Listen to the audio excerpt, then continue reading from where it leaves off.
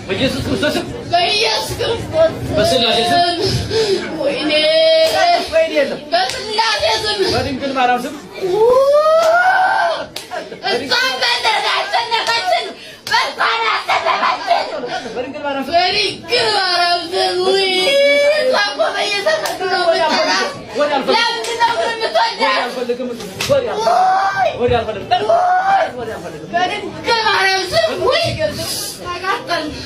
በቅዱስ ሚካኤል ስም በቅዱስ ገብርኤል ስም በቅዱስ ጊዮርጊስ ስም በኪዳነ ምሕረት ስም ከዛሬ ጀምረን ፈተናል አናሽም መድኃኒዓለም ይሰረን መድኃኒዓለምና ማርያም ይሰረን ወሬ አልፈልግም በመድኃኒዓለም ስም ይሰረን በአየር ላይ በዛፍ ላይ በመንገድ ላይ አንቀርም ሲወጣ አስረራ ሶስት ጊዜ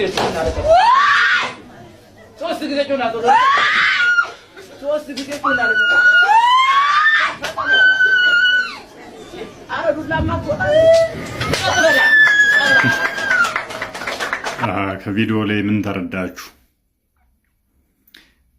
እንደዚህ አይነት ቪዲዮ ሳይ በጣም ነው የምናደደው። እኔ ብሆን መቁጠሪያውን ተቀብዬ አጥማቂውን ራሱ ምገርፈው ነው የሚመስለኝ።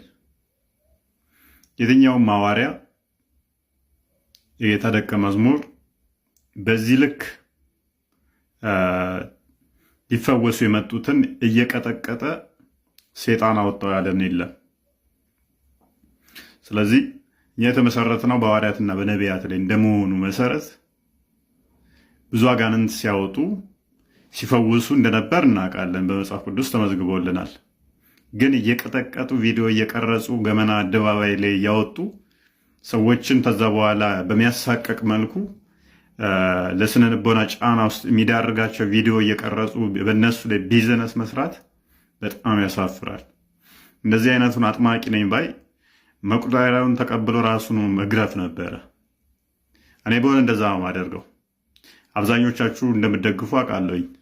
እኔ ግን እንደዚህ አይነት ሰዎችን አልደግፍም። ሳያቸው ራሱ እንደው አንዳንዴ እንትን የምትሉት አላ በጣም ነው የሚያናድዱኝ። በጣም ማለት ነው። ይሄ ሰብአዊ መብታቸውንም እየተጋፉ ነው። እንደዚህ አይነት መገረፍ ትልቅ ሰው በጣም ያሳዝናል። ተሳስቶ አይኗን ቢያጠፋትስ? ጆሮዋን ብሏት ወይም ደም ስሯን ዘግቶ ቢገላት ሴጣኑ ገደላል ሊል ነው?